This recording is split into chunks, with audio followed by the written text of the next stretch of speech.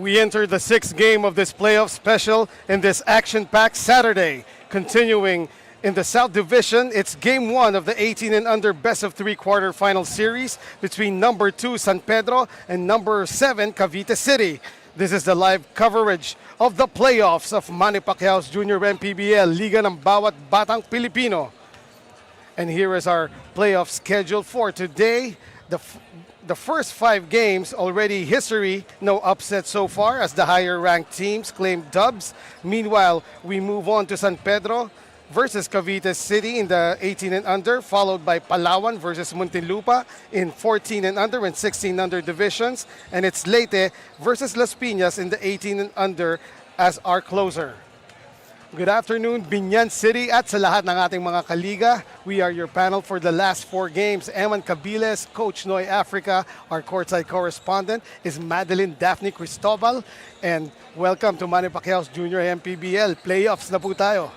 Yeah, that's right. And this will be an interesting matchup. Of course, you've got a higher seed, a number 2 seed going up against a number 7 seed. On paper, this will look easy. Right. But again, there is really no advantage for the higher seed because they have to go through a best of 3 series. That's right. As we take a look at the playoff picture. Yeah, in the 18 and under division, you see it's going to be the number 1 San Juan versus number 8 Manila. It's Mandaluyong number 4, number 5 Antipolo, Rizal and Marikina, a 3 versus 6 matchup. Number 2 Bulacan takes on number 7 Quezon City. While on the other side, you've got Palawan taking on Biñan in a 1 versus 8 matchup. Batangas and Dasmariñas in a 4 versus 5 matchup. And Leyte, Las Piñas, a number 3, number 6 matchup. And San Pedro and Cavite City, the number 2 seed going up against the 7th seed. Meanwhile, let's go back to our match at hand, San Pedro versus Cavite. Let's talk about San Pedro first, Coach Noy. Yeah, that's right. Of course, San Pedro is the higher seed, the number 2 seed. And in their previous meeting, San Pedro actually defeated Cavite City Aces Solar 80-69. And this team is going to be dangerous to face.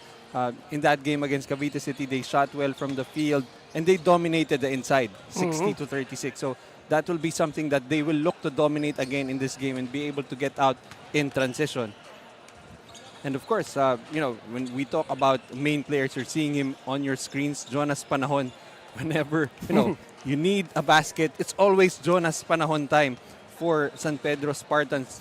He's actually averaging the most number of points for his team, 23 points, 5 rebounds, almost 3 assists per game, a block, and almost 3 steals per game. So he will be a given, a constant for the San Pedro Spartans. But let's see who can step up also to try and help him make everything so much easier. In the meantime, for the Cavite City Aces Solar, who are no pushovers in this playoff round, you can discuss the Cavite Aces Solar. Yeah, of course. This is a number 7 seed team. They did lose, as we said, in the eliminations against San Pedro. But this is a scary team. They shoot a lot of 3-pointers. It's really a matter of them just hitting those threes. And they also try to get out in transition. Really, the main cause of concern for them, how do they limit the points inside for San Pedro? And it's going to take really a team effort because their best player, easily one of their best players, Jamel Julio, won't be available to play. They will be missing 17 points, almost 4 rebounds per game, an assist, and 2 blocks. So let's see who's going to step up for this Cavite City Aces Solar team. In the meantime, we continue with the playoffs as we turn you over to our venue announcer, Mr. Danzel Santiago.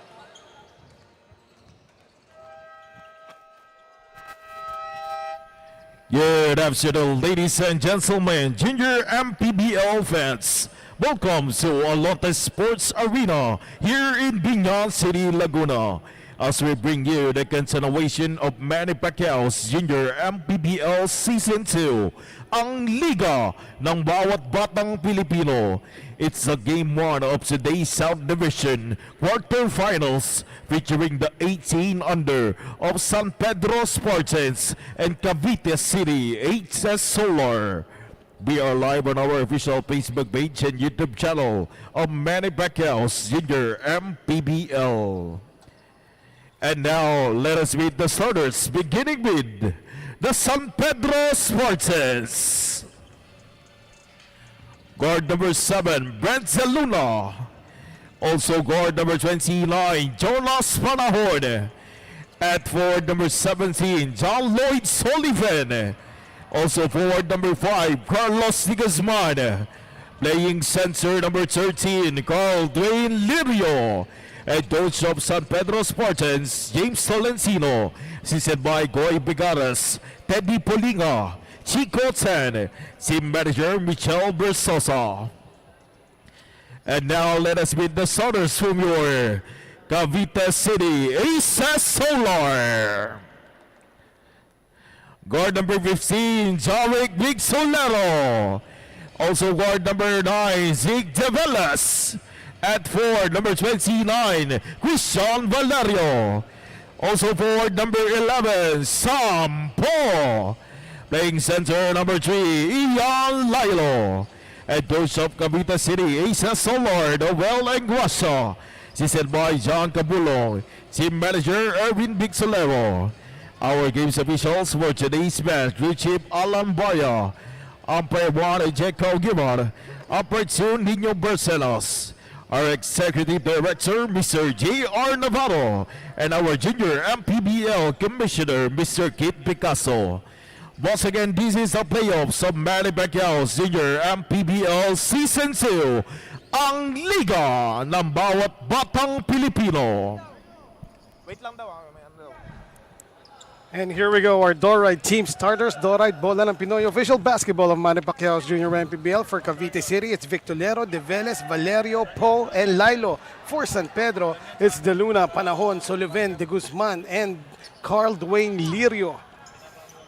This is our 6th playoff match for today, as that's right, after 6 months of grueling eliminations, we're finally in the playoffs of the season 2 of Manny Pacquiao's Junior MPBL, and this game is underway. San Pedro with the first possession.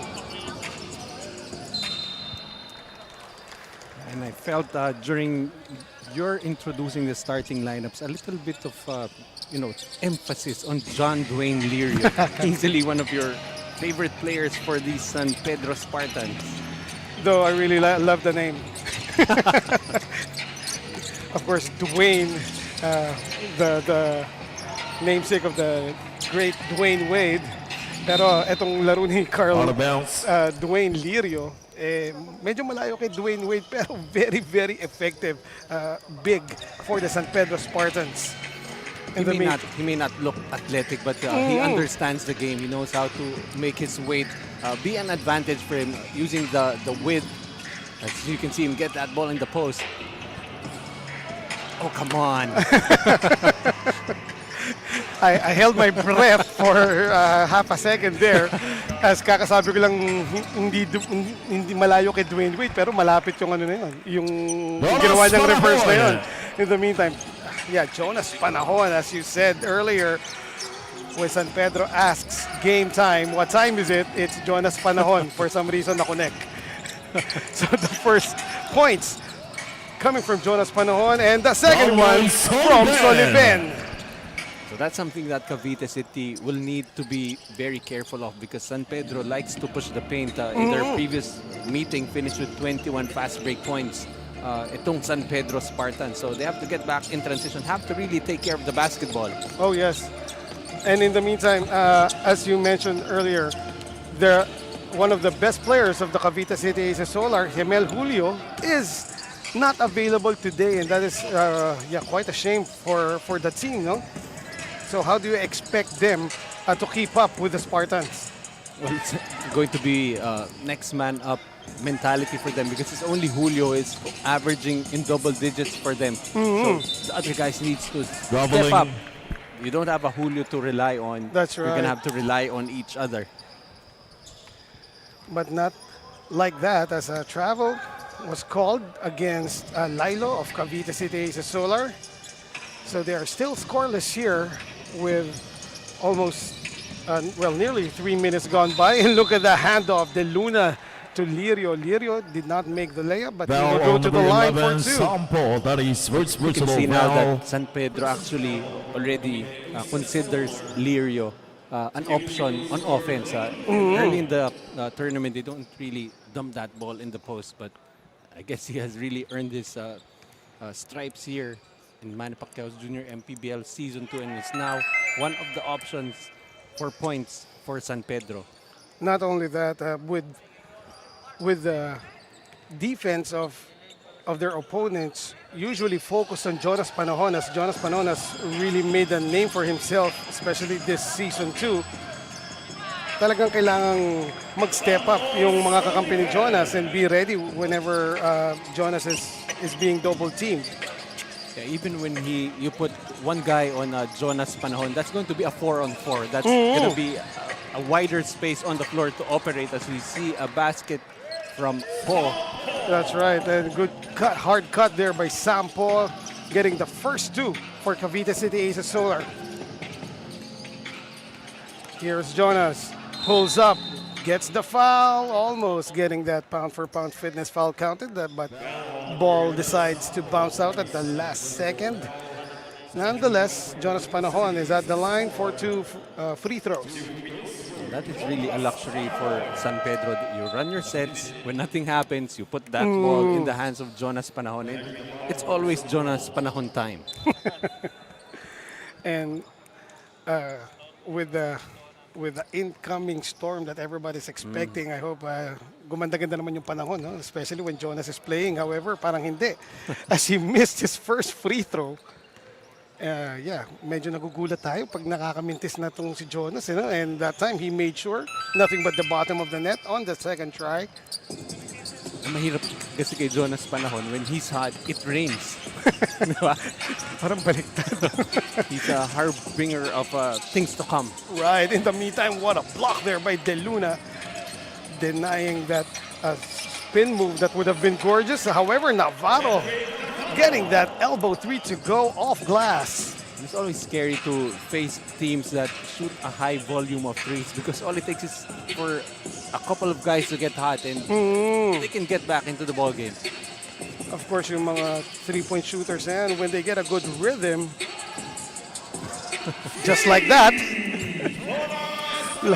Jonas Panahon knocking down that three, kaka-binura yung earlier three ni Navarro. You know, sometimes these kids, hindi nila nararamdaman na we want to change topic already.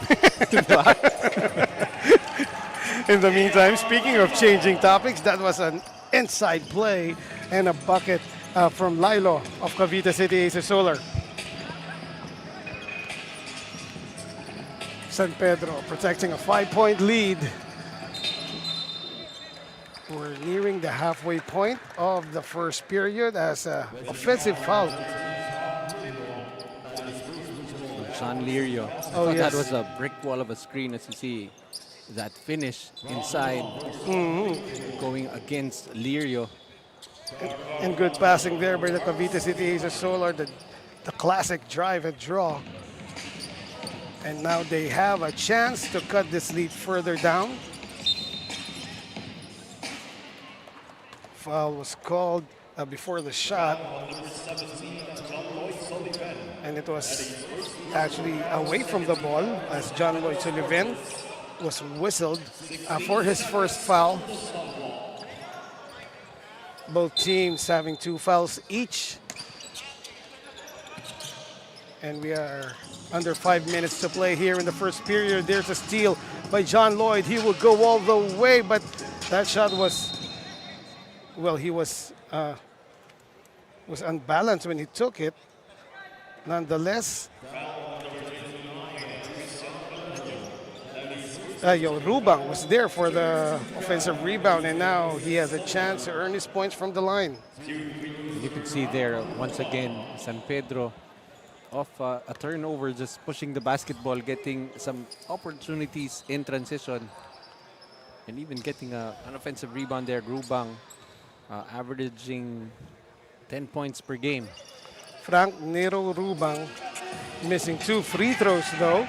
I was about to say good job on the trail on that fast break. However, could not convert from the stripe. Here's another drive and draw by Cavite. Lelo, the recipient again. However, before he was able to put up a shot, foul was given up by the white shirts of the San Pedro Spartans. Well, Lalo can be able to establish his game inside, that could be an option for them early as they try to soften the interior defense of San Pedro. And of course, without Himel Julio, this is exactly what the Cavite City Aces Solar need. No? They need to be more aggressive than usual because yeah, they're missing one of their primary gunners. And good job by Lilo so far, manning the middle para sa Cavite City. Score is 11-6 still. It has been about 2 minutes since neither team scored. And actually, this would be to the liking of Cavite if the score remains low. Of course, we know that San Pedro Spartans, talagang volume yan pag umi-score. No? So it starts with Jonas Panahon and then his teammates follow suit. And for Cavite, if they're able to make this a defensive game, it would be to their advantage. Oh, that was a miss. Yes, uncharacteristic miss on that open layup by Jonas. Well, I think that he got caught in between trying to lay it up or Dunk it, no? thinking of dunking it. That's something that I never had to worry about. Oh, It's ikaw, always a layup for me. sasabihin ko pa naman sana, pag ikaw, salpak na sana, sigurado. Either I'd take a layup or a transition 3. To the horror of your coach. In the meantime, That's why I average like 3 minutes per game. kala ko 3 threes per game. Pag ako kakampi mo, 3 threes per game ka. In the meantime, still 11-6 is our score. Parang biglang na frozen na itong ating scoreboard. In the meantime, Navarro fires up a J. Does not hit anything, straight into the hands of Jonas. Now here's Gadlan, elbow 3. Oh, money. Talk about transition 3s, just pulling up, hitting a walk-off 3. That's Carl right. Gadlan. Mala coach no yun. In the meantime, Cavite City Aces Solar now having trouble with San Pedro implementing their press. Oh, that, yeah, good for Tanfelis that he got fouled there. Kasi parang natagalan yung hang time niya when he could have released the ball earlier. But right now, you can see San Pedro starting to put pressure in the backcourt. Right. Early in the game, they were just allowing Cavite to just walk it up and try to waste some clock. But right now, they know that you can't allow this Cavite City team to just hang around Right. as early as possible. If you can put the game away early, that's what you want to do.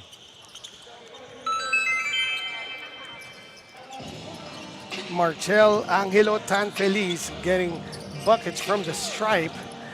And this lead is now in double digits for the San Pedro Spartans. Lilo drives hard, finishes with the left.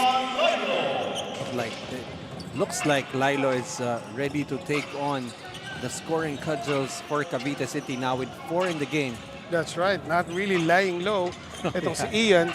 In the meantime, De Velez now in the game. They go inside and there was a push of that good hard cut by Frank Nero Rubang rather. I like the movement of the ball for Rubang after giving up, giving a ball screen, going to the basket and waited for that pass to come.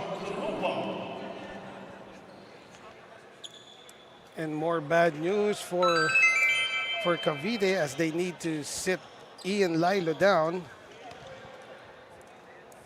Though it was only his first foul. And speaking of this press defense by San Pedro, it already generated 4 steals so far. Victolero, the 3, in and out. Here is Otor. Now to Markel.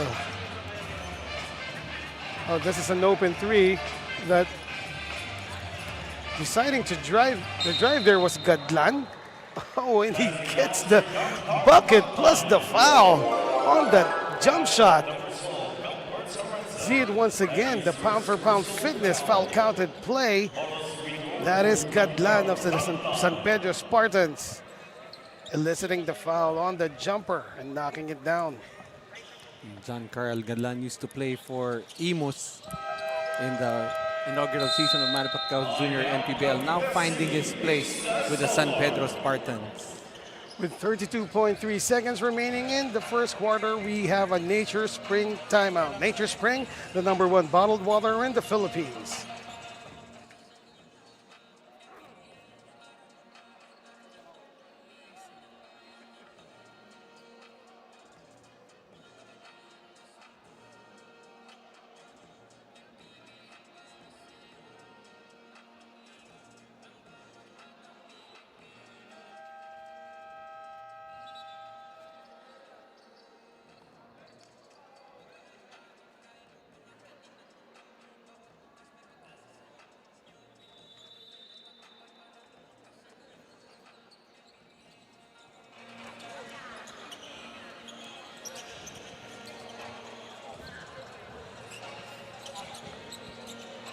Nagbabalik po tayo, streaming to you live from the Alonte Sports Complex here in the beautiful city of Biñan, Laguna. Eman Cabilas alongside Coach Noy Africa.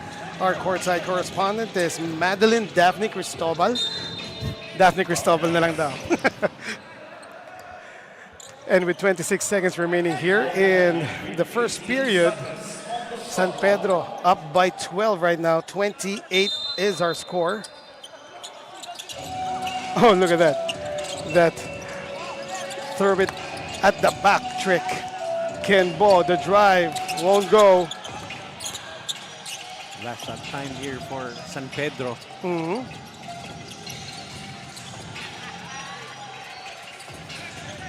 Right now, here's Gadlan. He just made a pound-for-pound fitness foul counted, pulls up again and knocks it down. Money from mid-range, John Carl Gadlan.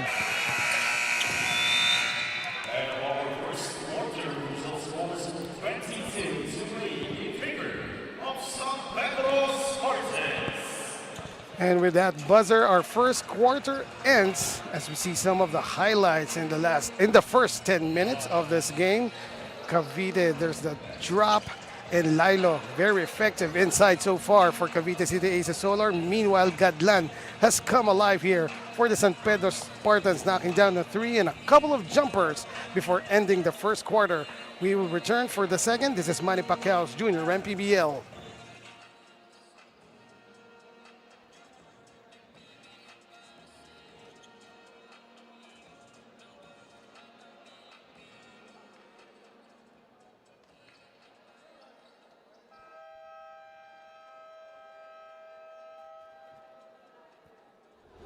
Yes, we are missing the presence of Jamel Julio on this game, pero buong tiwala pa rin ang meron para sa coaching staff ng Cavite City Aces Solar. For other teams, school-based sila o kaya from various UAAP and NCAA teams. Pero para sa Cavite City Aces Solar, magkakasama sila in other tournaments. Talking about tomorrow, meron nga silang magiging laro in the NBTC qualifiers. Pero focusing on this game, binahagi din naman nila sa akin that they want to be in the upper hand kontra San Pedro Spartans by starting in defense. Let's find out muna kung matutuklasan natin yan here in the second quarter, especially with this wide gap.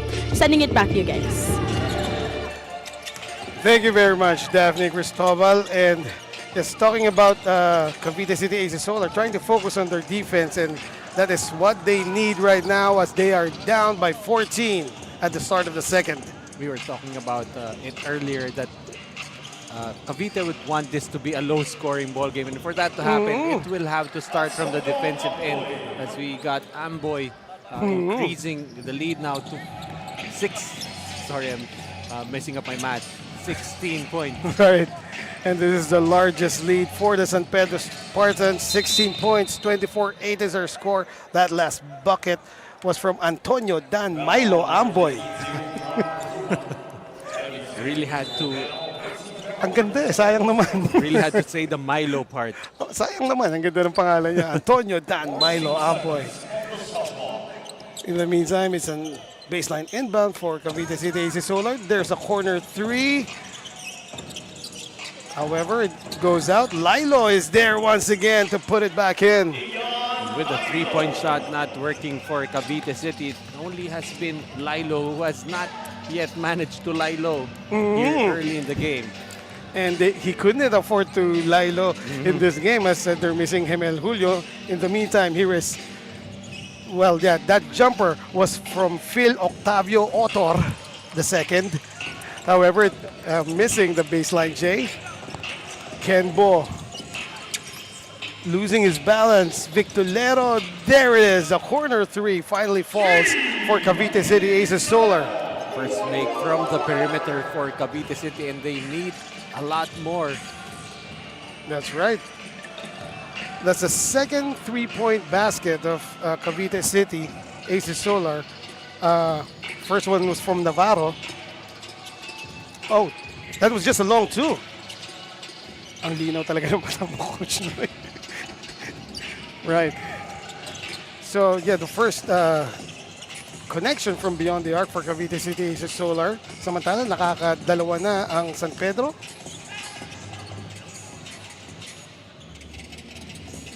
That's right. Rubang tries an elbow three, nothing there, but they get it back. Here is Gadlan. He has been hot, and what a pass, however.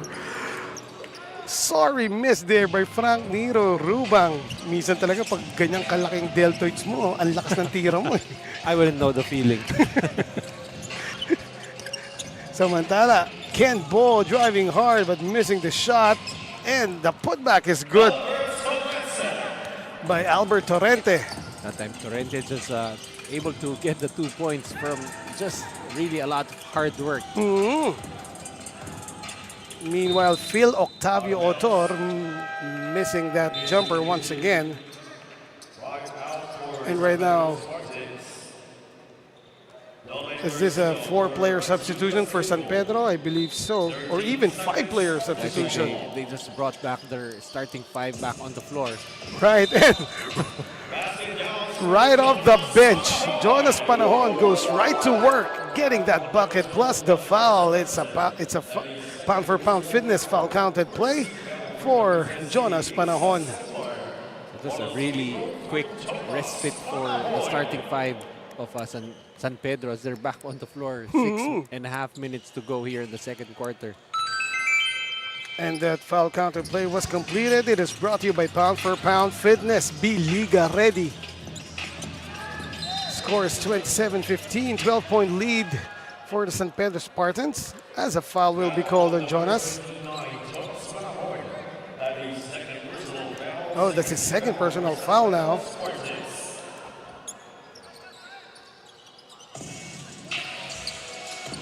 Here is the press by San Pedro, but they get it safely. Ken hands it over to Victolero. He's swinging it to the other side. Strong drive is good. Torrente once again getting that bucket. Looks to be another option on offense for Cavite City now with 5 points in the game.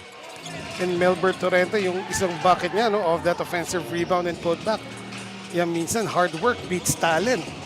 Actually, hindi minsan every time. Oh, yeah. And just imagine those talented players who also work very hard. You just increase your chances of, sometimes getting lucky.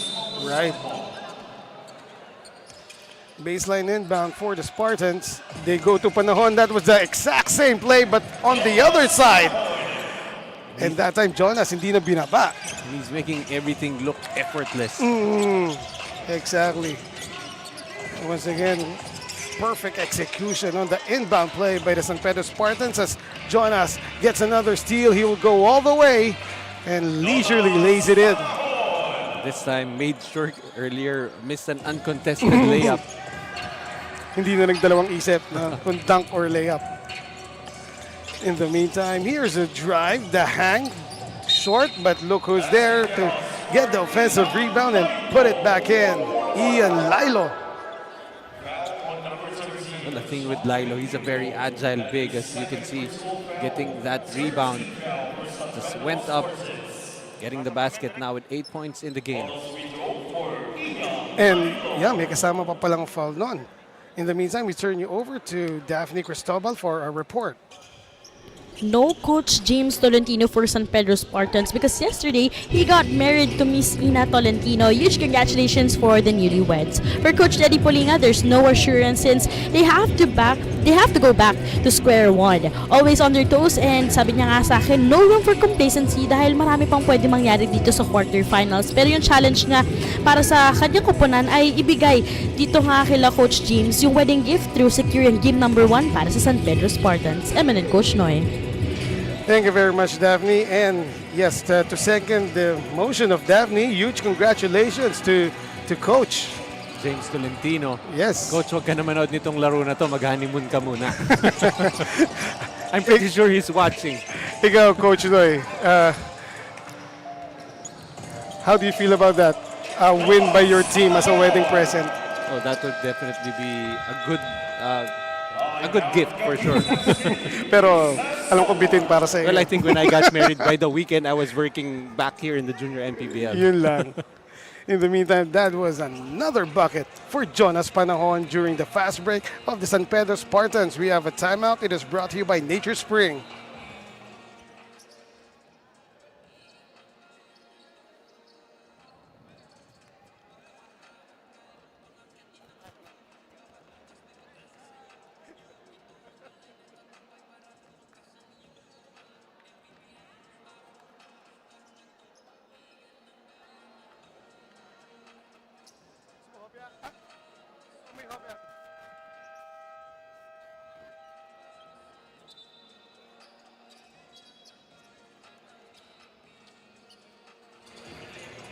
Three minutes and 47 remaining in the first half. This is the playoffs. Then this series is in the 18 and under division. Number 2 San Pedro versus number 7 Cavite City Aces Solar. Right now, the number 2 seed is up 33-19.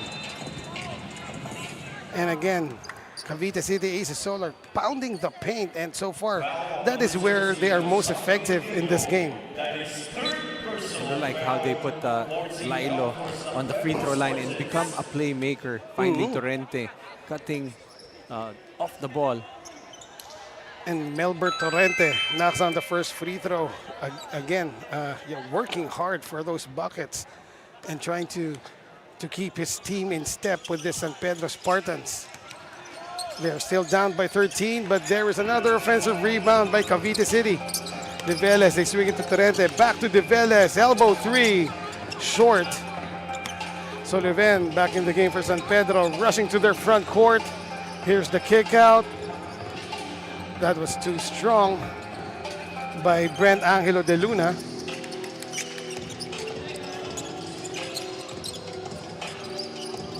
Another three attempted here by Cavite, by Jarek Vitulero. Oh, Cavite City Aces Solar getting those offensive rebounds. That was the third try, and Melbert Torrente made sure in his last attempt. Torrente, who is only averaging about 7 points per game now, up to that 6 points now. And there he is disrupting that pass. Talk about taking advantage of an opportunity to get minutes on the floor. That's Torrente right. has been very effective for Cavite City. And the combination of Torrente and Ian Lilo are really getting this Cavite City Aces in step with the San Pedro Spartans. The lead is down to 11. It was as high as 16 early. Anyone watching the game seeing an 11-point lead for San Pedro would think that, this is going to be a difficult opportunity for Cavite City. But right now for Cavite City, we're just trying to keep in step. And 11 is still a manageable lead to try and get back into the ball game. And Lucas back at the free throw line after that good shovel pass by Ian Lilo. It is Melbert Torrente. The 1-2 combination of Cavite City Aces Solar so far. And that's what you like about the junior MPBL. You're very late in the season. You're already in the playoffs. And still, you're discovering talent in your bench. Melbert makes it a 10-point lead, however, short on the second try. Also back in the game here is Gadlan. Now this is a equally, if not more dangerous combination. Gadlan on the right side, Panahon on the left.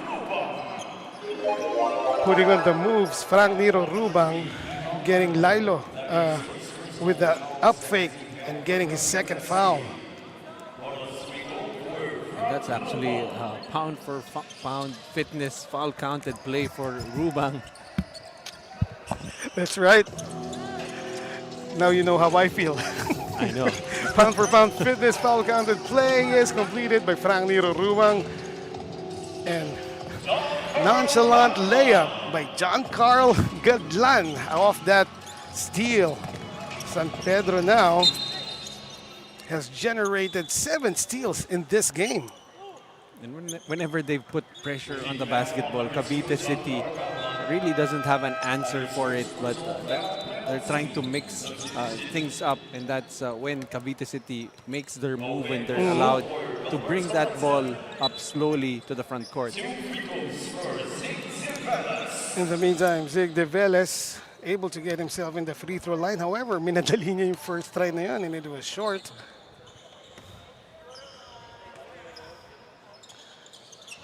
Now takes his time and gets the bucket to go.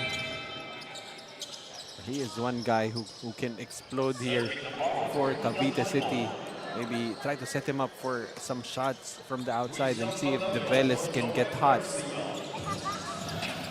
Right now, the 1-2 punch that we referred to for Cavite City AC Solar is resting on the bench. Well, first of all, Lilo has committed his second personal. And that was a turnover for San Pedro. Right now for Coach Noel, he's really hoping that necessity leads to a discovery for him. Maybe find some more weapons off the bench. So far off the bench, it has been John Carl Gadlan who is most effective for San Pedro Spartans. However, San Pedro already in penalty now, though we only have a minute to go here in the first half. At the line, sinking the first, that is Jarek Victorero. Second try. When points are hard to come by, you try to make a living from the free throw line, and that's what Cavite can try to take advantage of in the last 50 seconds of this second quarter. They are still down by 13. Talking about the Cavite City Aces, Solar made that 16 as the second tray by John Carl Gadlan. And for any shooter, you know, when you're feeling it already, as soon as he released that ball, he was already running back. Right. Ganun ginagawa mo rin eh. Pero sa akin, di pumapasok. Confidence lang. Gusto mo lang dumipensa. Confidence lang yun, confidence. That's right. So John Carl Gadlan continues to be hot here for the San Pedro Spartans, hitting his second three. And there's another turnover by Cavite City AC Solar. Pangatlo na ba? He checked that time for John Carl. Well deserved, I believe. In the meantime, there's what a strong drive with a lefty finish by Valerio of Cavite. He went up against 4 white jerseys that time. Oh, good find underneath, but that shot was too strong. And good recovery by Navarro on the defensive end for Cavite. In the meantime, before that acrobatic shot attempted by Valerio, he was called for the travel. Here is the last heave by Lata for San Pedro. Did not have any chance to go in. So at the end of 2 quarters of play, our score is 41-27. The San Pedro Spartans in control so far over the Cavite City Aces Solar. We will be back for the halftime report.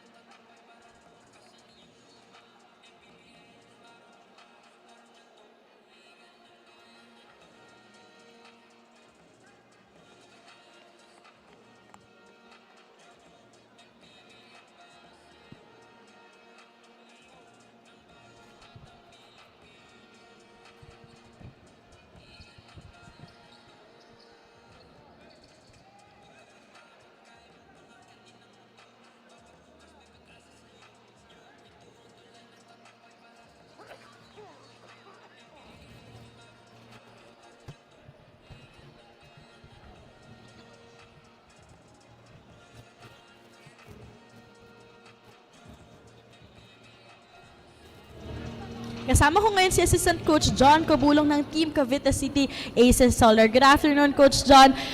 We do know na medyo nagsistruggle po yung ating team here in the first half. Sa tingin niyo, Coach, paano po magiging iba yung storya, especially in the final 20 minutes of the game dito po sa ating playoffs?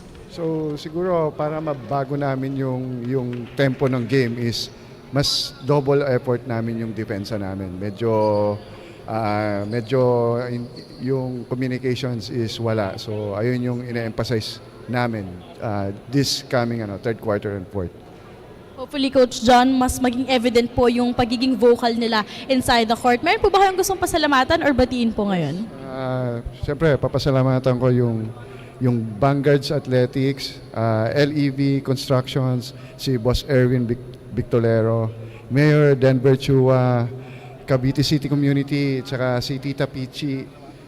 At the same time, yung family ko na nanonood, si Risa, my wife, si Jillian, Francesca, Franz, and sa tatay ko, belated happy birthday. We love you. Thank you so much, Coach John, and good luck po sa Team Cavite. And syempre, huwag kayong aalis dahil magbabalik pa ang Manny Pacquiao's Junior MPBL. Ang mga hamon hanggang ang kahirapan tuluyan nating matalo.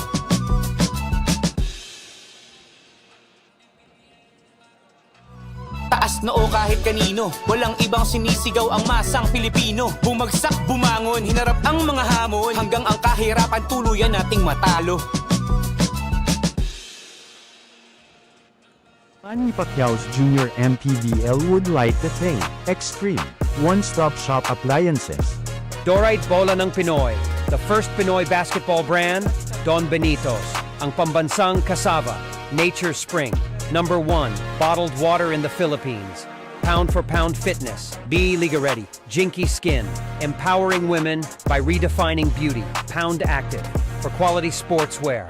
Red Dynasty, offering comfort Chinese food and overall 5-star experience. Winford Resort and Casino Manila, a luxury integrated resort.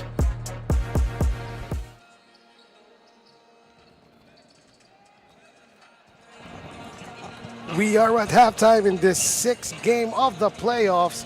18 and under division, San Pedro versus Cavite City Aces Solar, as we see Jonas Panahon knocking down his first three of the game. And Cavite City Aces Solar, their heads are being kept above water by Lilo and Torrente, who has been very effective so far for Cavite. But San Pedro still has a 14-point lead. Our score is 41-27. In the meantime, here is Coach Noy for the halftime stats. As you can see, San Pedro shooting very well from the field, 45%. Cavite City, not so bad, 37%, but from the three-point area, which could be that weapon that Cavite City needs in this game. They're only shooting 1 out of 8 while allowing San Pedro 3 out of 11 from the three-point area. Rebounding, nearly identical assists. 2 assist advantage for San Pedro, but it has been the turnovers. Already 9 turnovers forced by San Pedro on Cavite City, which translated into 7 steals and 11 points of turnovers, and consequently also an 8-0 advantage in fast break points. And that is huge. Cavite City Aces Solar not having any fast break points in the first half. No? In the meantime, before we continue play, we would like to acknowledge and thank our sponsors. Thank you, Pound for Pound Fitness, Be Liga Ready, Pound Active for quality sportswear, Jinky Skin, empowering women by redefining beauty, Nature Spring, the #1 bottled water in the Philippines, Don Benitos, ang pambansang cassava, Dorite Bola ng Pinoy, the official basketball of Manny Pacquiao's Junior MPBL. Thank you also to Winford Resort and Casino Manila, and of course to Red Dynasty Seafood and Hot Pot Restaurant. We are streaming to you live from the Alonte Sports Arena here in Biñan City. Eman Cabiles, kasama si Coach Noy Africa. Our courtside correspondent is Daphne Cristobal. This is our sixth game of the day, and today nag-start na ang playoffs ng Manny Pacquiao's Junior MPBL Season 2 after 6 months. The opening was, I believe, May 5. Right. And also after 5 games so far today, all the higher seeds have kept serve.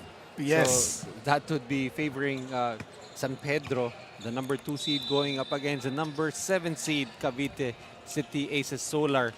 But also, when you look at the top scorers for both teams, We talked about Torrente and Lilo combining to be the main point getters for Cavite City. 8 points apiece. That's Well, right. Jonas Panahon on one side already with 15. Yun lang. And to Not add to that, mention, yun. John Carl Gadlan with 13. That's right. Those two shooters, the two guards of San Pedro, Jonas Panahon, and basically his replacement, John Carl Gadlan, already in double figures here for the San Pedro Spartans. In the meantime, that alley-oop attempt was broken up by Cavite City Solar. Good anticipation on their part. Oh, what a play. Scoring is Mark Zaide for Cavite. They're gonna need to really move that basketball and try to execute as the Spartans defense has been stifling. In the meantime, there's John Carl Gadlan. The no-look to Jonas. Jonas, well defended there. Nice recovery by the Cavite City.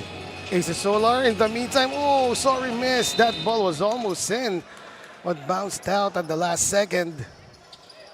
But again, on a fast break opportunity, you do not want to end that with like a mid-range jumper. Either you go for layups, or people who are advocating analytics would rather that you take a 3. All right. Hindi ako advocate.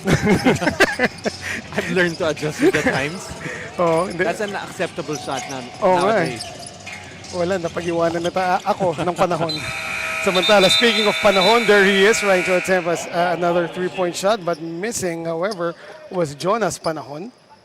And that's what you like for Cavite City. Make the stops. And that's a good sign, forcing a 24-second shot clock violation on San Pedro. And for Cavite City, you have to be careful with those passes. As several. Well, San Pedro already has 7 steals in this game, and a lot of them coming from interceptions. Torrente goes to the other side, pero way to the other side to the San Pedro bench. Good catch by Coach Noel. Again, very important for Cavite City to really be patient on offense. Oh, check that. Coach Teddy, good catch. In the meantime, here is Sullivan to De Luna. They swing it to the left, but Jonas brings it back to the middle. Sullivan for 3. Offline. Offensive rebound by San Pedro. Jonas Panahon, that high jumping shot was short. Here is Cavite. And good hands there by Brent Angelo De Luna, deflecting the basketball and impeding that fast break attempt by Cavite. Well, during halftime, the assistant coach of Cavite City did mention that they would want to change the pace a little bit here in the third quarter. But the problem is San Pedro very quickly getting back in transition. So not necessarily would be an effective ploy 100%. Basically, speaking of effectiveness, they have, Ian Lilo has been a monster in the paint so far for Cavite City AC Solar, and they have not gone to him still in this third quarter. Well, they're going to expect San Pedro to zero in on Lilo. So who's going to step up right now aside from Torrente for Cavite City? In the meantime, Jonas Panahon getting the benefit of the call as a reach-in foul. When you look at Jonas Panahon, he doesn't look like he already scored 15, 16 points. Walang pawis eh, no? Pawis. Cool na cool. Must be the weather. And here's Well, Jonas. he is averaging 23 points per game. So Mababa pa pala. not at par for the course. Right. The score is 43-29. Back to a 14-point lead here for the San Pedro Spartans. Cavite City AC Solar still trying to figure it out. Torrente, the kick out to De Veles. Extra pass. Now here's Torrente. Too strong on the jumper. Offensive rebound by Cavite. And the shot clock continued as that first attempt did not hit the ring. Violation on the part of Cavite City AC Solar. Well, for any coach, you'd like your players to be aware of the shot clock at all times. Oh, what passing there by the Spartans. That play finished off by Frank Nero Rubang. So again, when you put pressure on the basketball, you make yourself susceptible to easy baskets on the other end. In the meantime, is there a steal almost? There's a scramble for the ball. And a jump ball was called by our officials, I believe. Or was it a foul on Rubang? And up 16, you see one of your players, Sullivan, going to the floor, chasing after those 50-50 balls. Oh, the foul was against John Lloyd Sullivan. See it once again.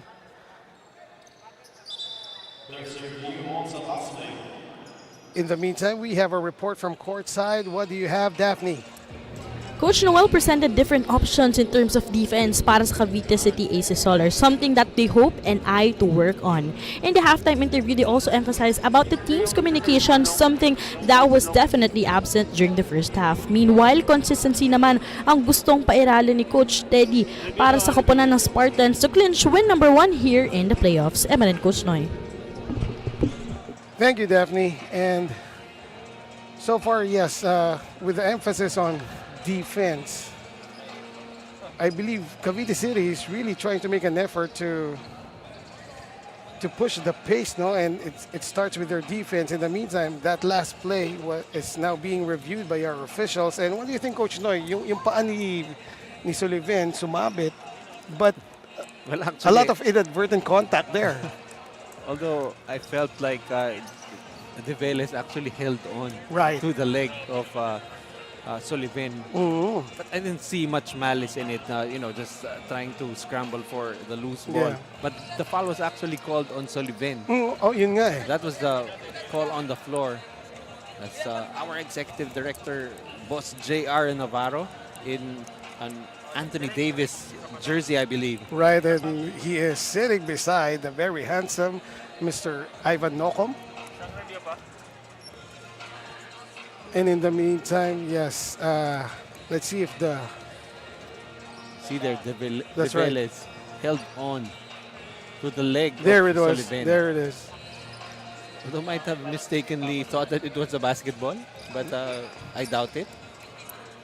Or he was just appreciating the shoes, he the wanted a Nikes. closer look.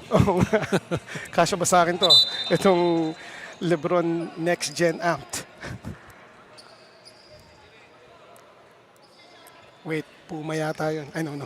si Rubang pala yung nakapuma. Ooh, Okay, they call a double foul okay, on Sullivan and De Veles. that's fair, that's fair.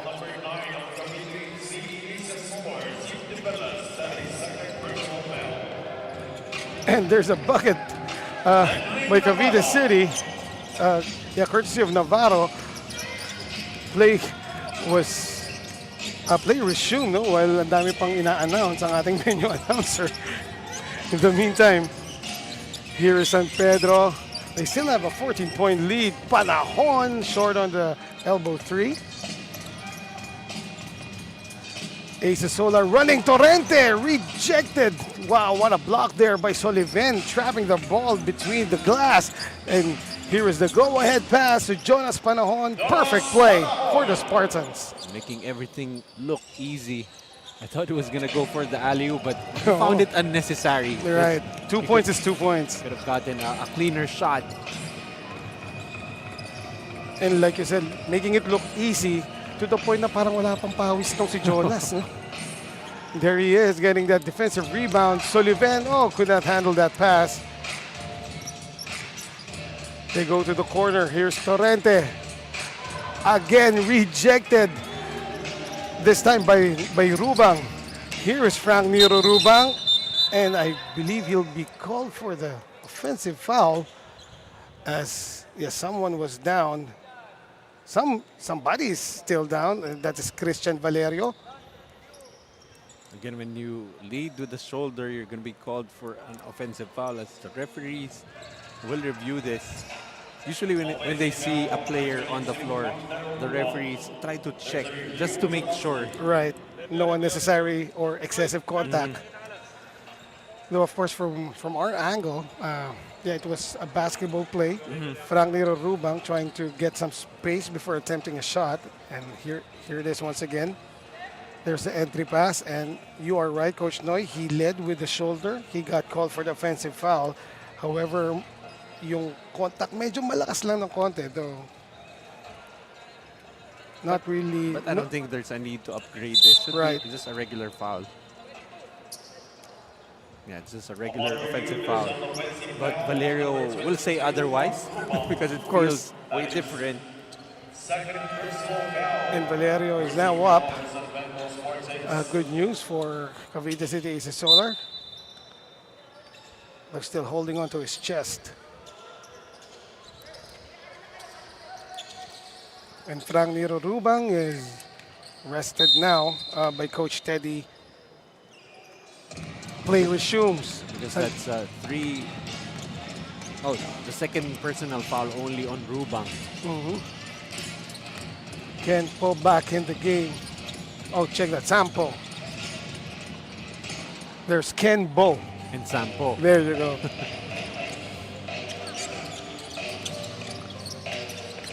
Also back in the game is Dwayne Lirio. Gadlan a bit tentative. Oh, what a pass to De Guzman. However, De Guzman shifted his feet during that up fake.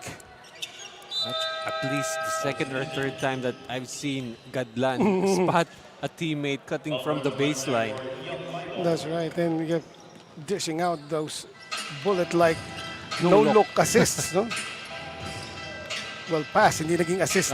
Actually, should easily could have had already 5 assists in the game, but apparently 2 assists for him.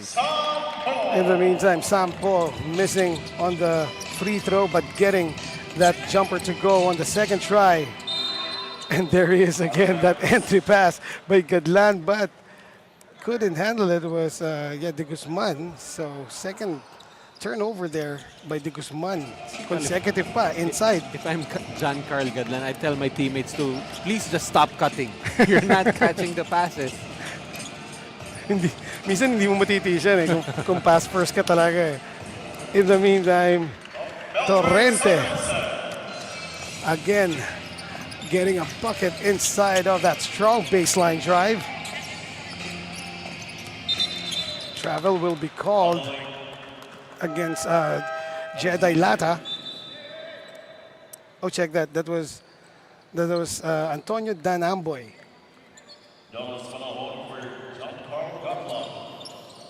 Just imagine that luxury for San Pedro. You bring out Gadlan, you bring in Panahon back into the game. That's right.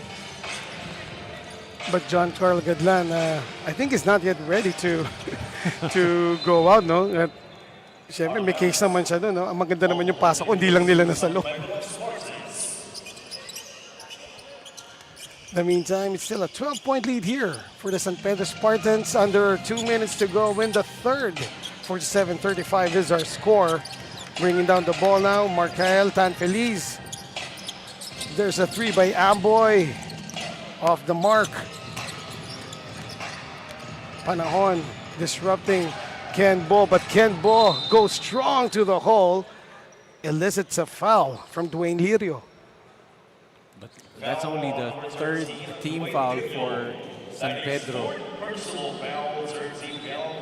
Fourth personal foul on Lirio, who has not been a factor so far in this game. Only 1 point and 2 rebounds. But his team's ahead. But his team's ahead, so it doesn't matter. Nabati yata natin nung pre-game. Ganda nung pagkaset nung stage. Kaya nga. In the meantime, there's still another quarter though. Right, right. But I'm sure Dwayne Lirio will do what he does. Though they haven't gone to him so far, though, inside.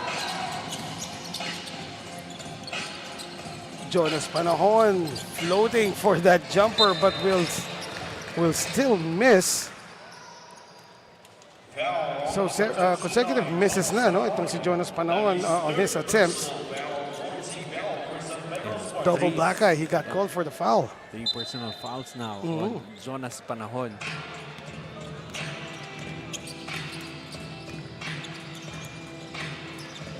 The no-look pass inside to Torrente, but Torrente's extra pass was picked off by Tan Feliz. Counter steal here. Torrente, Melbert hanging in the air, gliding for that bucket. Now with 12 points in the game for Cavite City. Lead is down to a single-digit advantage for San Pedro Spartans. 47-39 is our score. De Guzman, another turnover, his third turnover in this quarter. And actually for San Pedro, already 13 turnovers in the game, so that's 8 now in this third quarter.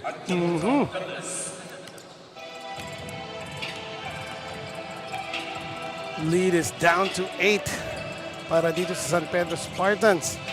And Cavite has a chance to cut it down further, and they do with that 3 by Navarro.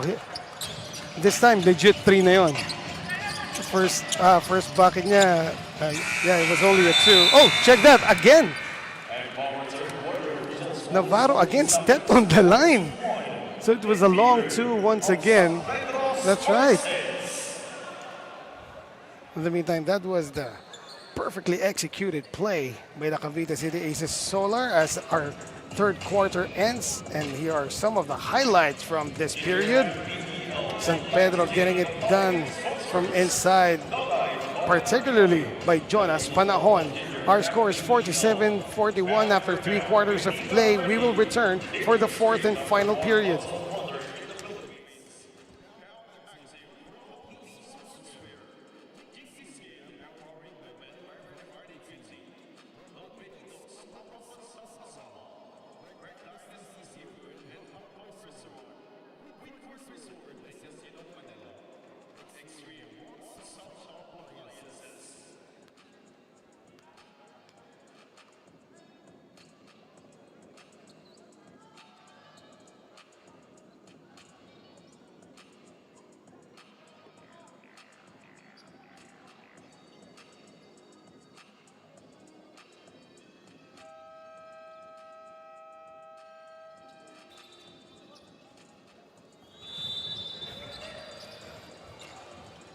We return to the action, streaming live from the Alonte Sports Arena in Biñan City, Laguna. Eman Cabilas alongside Coach Noy Africa and Daphne Cristobal at courtside.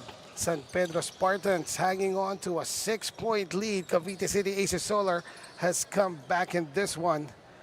They were down as much as 16. They've actually managed to outscore San Pedro 14-6 in that third quarter. Our fourth quarter is underway. Here is Frank Nero Rubang. De Luna to Gadlan. Gadlan again. Oh, another miss. Now Gadlan takes matters into his own hands. Talk about stat padding. He had an assist already, but Sullivan got blocked, got the rebound, took the shot, got another offensive rebound, and got the basket. So that's 2 points and 2 offensive rebounds for John Carl Gadlan. And that last bucket by John Carl Gadlan puts San Pedro back up to 7. Oh, check that, to 8. Jonas Panahon, ball deflected off his hands and off his leg. It went out off his leg. So good defense that time by the Cavite City Aces Solar. They have a lot of time to make this game more interesting. Wayward pass there, trying to be fancy, was Brent De Luna. In the meantime, a miss by Torrente on that layup. Jonas Panahon making, I spoke too soon. Well, making his way back to the free throw line. There you go. As Sampo was called for the foul. And was that pass from Gadlan once again? I know, I think it was from Sullivan. Okay, from Sullivan this time. But actually, one thing that I haven't seen much in this game, I just saw Panahon wipe sweat from his forehead. Okay. So medyo pinawisan na rin. Medyo pinapawisan na. And probably after this trip to the line, he'll get his rhythm back as he has missed several shots from the field already. And he has been struggling in this game only with 20 points. Yes, maliit pa yun para kay Jonas. Of course, Coach Noyafre mentioned earlier that Jonas Panahon averages 27 per game. 37? 23. 23, okay. Dinagdagan ko pala. Hindi ko na masyadong pahirapan yung player habulin yung averages Para pawisan pa. Isang beses pa lang nagpunas ng pawis. But again, we're here at the Alonte Arena in Biñan. Right. Na air-conditioned. So hindi pinapawisan. At the same time, galing lang sila San Pedro. It's just a town away. So hindi masyadong malayo yung biyahe. De Luna, they go to Gadlan. Gadlan, the 3, in and out. Paul. Oh, there's another steal.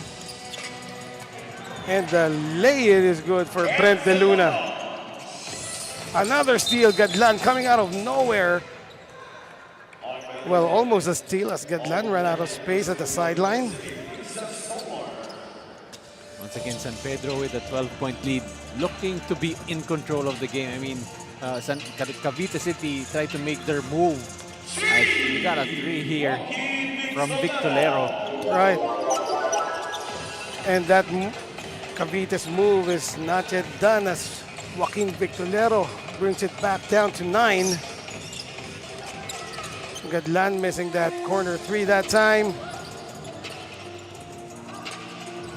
Flying high for the bucket. Torrente. It seemed like in the first 3 quarters, Cavite City, their players taking turns, getting points by committee. And right now, it's going to take a team effort as you see Torrete and Lilo back on the floor together.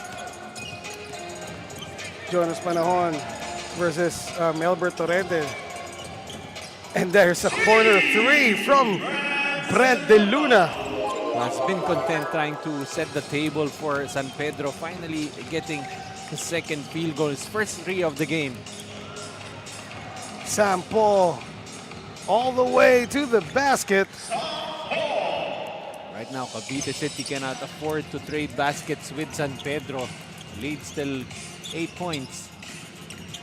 And San Pedro, of course, gambling on those perimeter steals, allowed Sampo on a wide path towards the basket in that last play for Cavite. That was a great block from the perimeter by Torrete, but came from the outside when he tried to get the basketball back.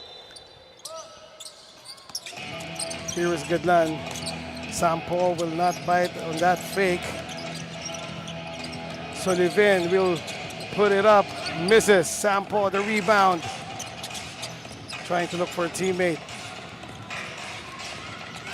Finds Castillo. Castillo nowhere to go. He left his feet without anyone to pass to. Trying to finish with the left, but unsuccessful was John Carl Gadlan, though he will go to the line for 2. Well, that time I think Gadlan just felt, how it was like for his teammates missing some layups, makeable layups underneath at that time. That could have been a 3-point opportunity for him. So sabi ni John Carl Gadlan, kaya pala. Kaya pala. Kaya pala. Kahit di pala gano'ng kaganda yung paso, nagmimintis talaga ang tao. Di ba? Tao lang. Tao lang. And speaking of mintis, first free throw was short for John Carl. Second one is good. Lead is back up to 9. Still a long way to go. 6 minutes and 13 remaining in the game. And so far, Cavite City Aces Solar has not gone back to Lilo inside, no? Basically, most of their attacks are coming from outside going in. That pass was too low. De Velez was able to deflect, and it went off the hands of John Carl.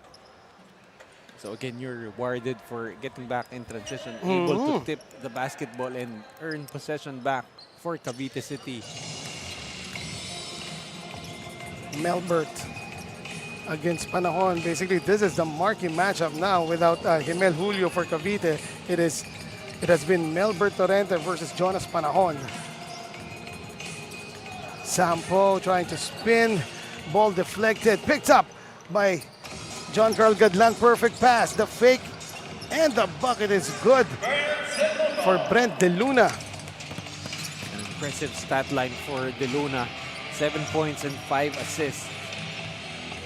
Oh, up high! And just checking the air up there was Melbert Torrente with another bucket for Cavite. In the meantime, we have a timeout. It is brought to you by Nature Spring, the #1 bottled water in the Philippines.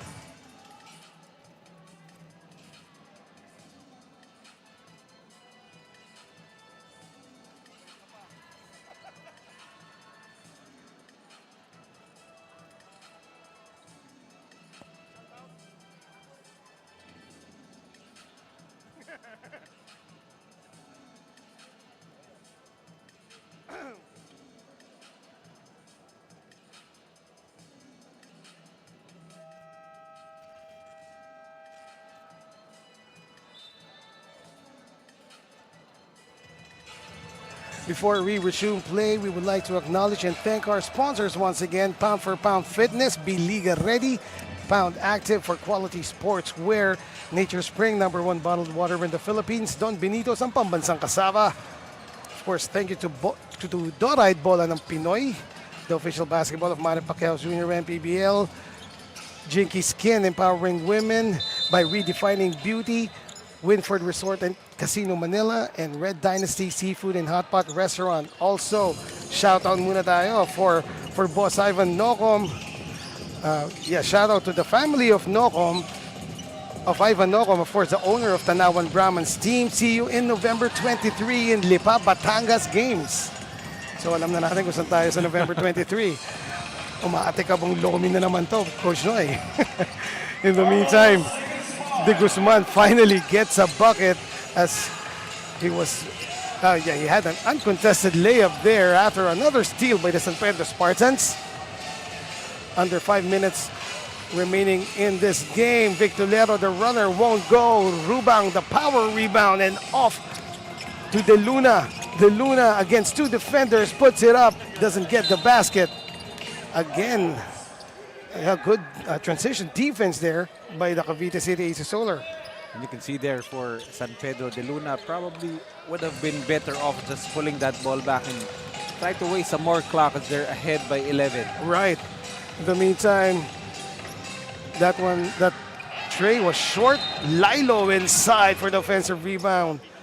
And getting the benefit of the call against Frank Nero Rubang, who got called for the foul. So back at the line, Ian Lilo. Literally laid low in the, here in the second half, still with 8 points in the game. All of those 8 coming in the first half. And it's not that the San Pedro defense had adjusted against him, no? Basically, lumabas pa nga yung defense sa San Pedro. It's just that Cavite has not found him inside in the second half so far. Well, actually, those lanes started to open up because of, Lilo operating inside early in the first quarter. The defense of San Pedro had to key in on him, and that's when Torrente actually came alive, getting some driving lanes. In the meantime, Lilo makes it a 10-point deficit for Cavite City. Gets that defensive rebound. Velez streaking to the front court, out of control, and here's another steal. An uncontested layup will not fall. Panahon, offensive rebound, good trail job, and finally gets a bucket.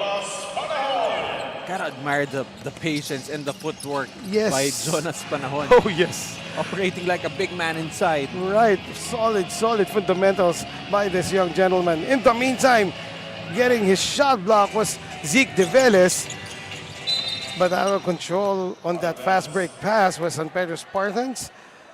De Luna couldn't handle it, and Possession swings back to the Cavite City Aces Solar. It's starting to look like, San Pedro is looking to pull away here, but some costly turnovers for them. Here's the two-man game between Torrente and Lilo. Begin again three-man as Garcia receives the pass. Straightaway three rejected by De Guzman. Now De Guzman against Garcia. The high gather and the runner falls. To the relief of Carlos De Guzman. The score is now 65-51. 14-point lead for the San Pedro Spartans. See it once again. The high gather. At tinutok na ni Carlos De Guzman to make sure they get the 2 points. We have a timeout. It is brought to you by Nature Spring.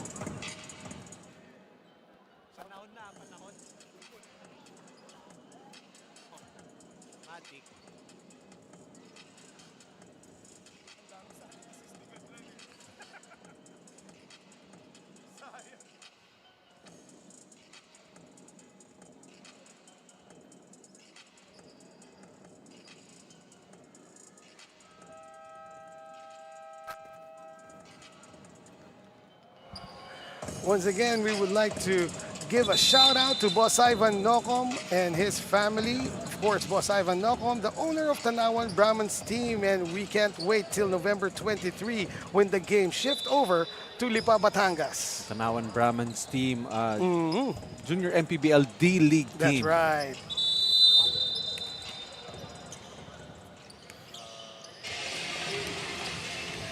Our play resumes. Live here from the Alonte Sports Arena in Biñan City, Laguna. Eman Cabiles kasama sa Coach Noy Africa and Daphne Cristobal at courtside.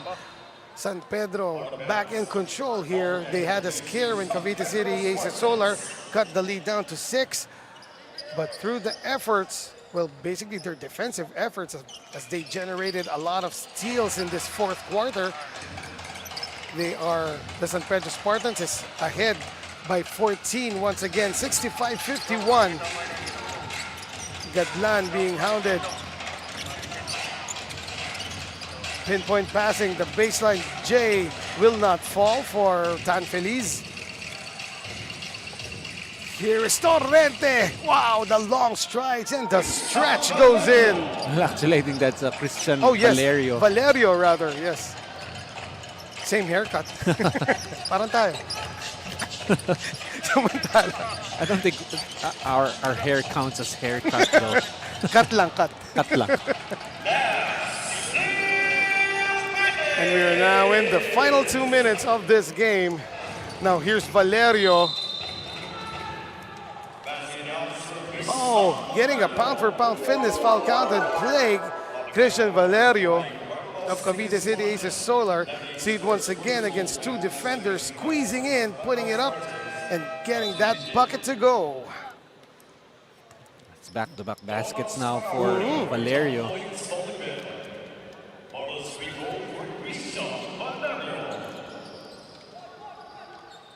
And after that last basket by Valerio, the lead is back down to 10. Chance to trim it further to 9 with this bonus free throw, though it is short. Lirio clears the defensive board. De Luna now trying to evade Valerio. They go to the corner. De Guzman, baseline drive, rejected by Torrente. Here is the Aces Solar. Valerio fakes a pass and then passes, but deflected by John Carl. John Carl, wide open three, will not get it. Christian Valerio against his pocket pick, this time by Jonas Panahon, who made sure San Pedro gets the 2 points. That should be, pretty much the final nail on the coffin. Right. A minute, 12 points ahead now. Make that 10 for San Pedro. As Melbert scores again, this time with the reverse, though it's still a 10-point lead with 1 minute and 7 remaining in the game for San Pedro Spartans. John Carl.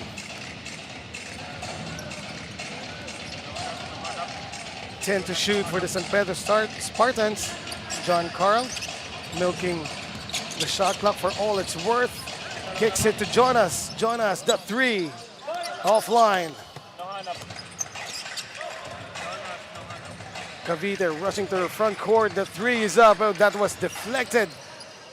Partially blocked there by Laguna. And here's Panahon. The baby dunk. It is good. Rim grazer. Right. I mean, yeah. Top ring, yan. Yun.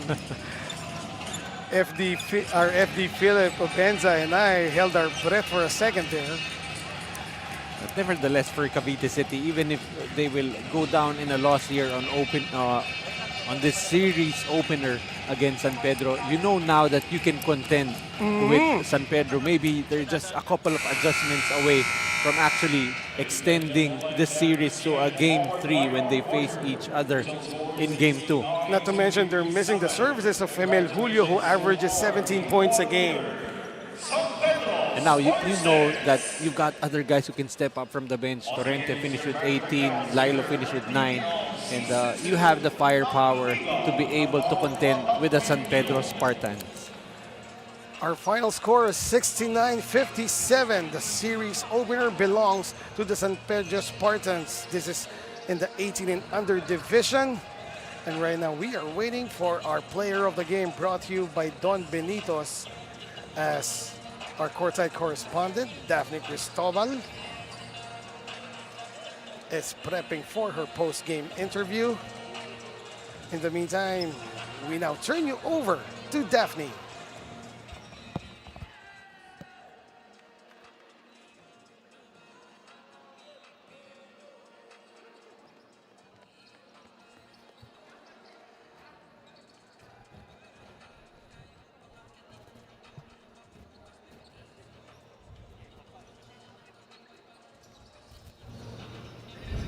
.27 points, 8 rebounds, and 3 assists para sa ating extreme player of the game, none other than Jonas Panahon. Walang kupas. Congratulations sa'yo, Jonas, pati na rin sa Team San Pedro Spartans. All throughout this tournament, grabe yung pinapakita nyo, especially ikaw. Pero ano ba yung nagiging mantra mo, pati na rin ng team ninyo, para hindi kayo magpakampante dito sa ating tournament?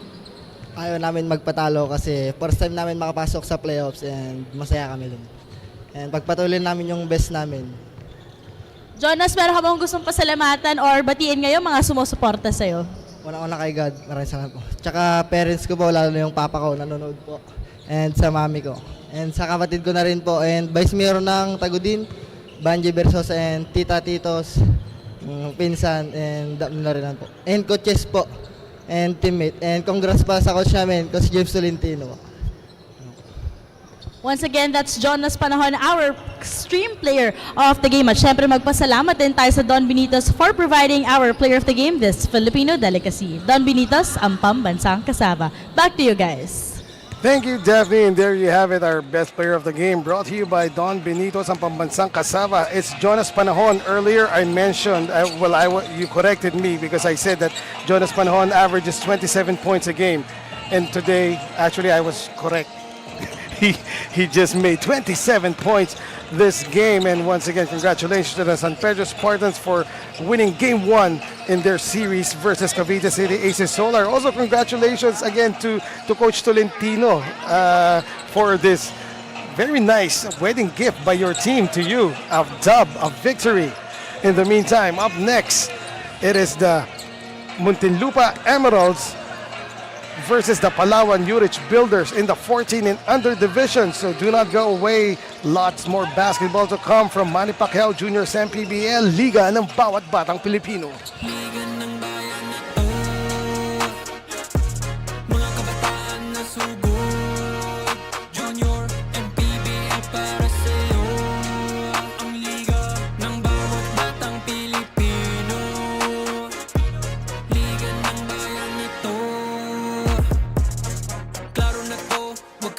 Sa gustong gawin, isang pangarap, isang tagumpay. Yeah, kabayad pag-asa ng bayan, landas pagbabago, pag-asa ikaw ang mahalaga.